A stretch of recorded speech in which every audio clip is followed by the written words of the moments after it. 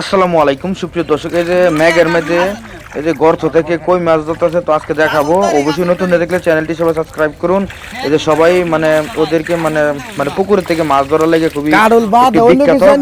তো সবাই নতুন ভিডিওটি দেখুন এবং আমাদেরকে সাপোর্ট করুন এবং আমাদের চ্যানেলটি সাবস্ক্রাইব করুন কন্টিনিউ ভিডিও দেখার জন্য। তাহলে চলুন আজকে পুরাখানি মূল ভিডিও দেখে আসি, আমাদের সাথে থাকুন।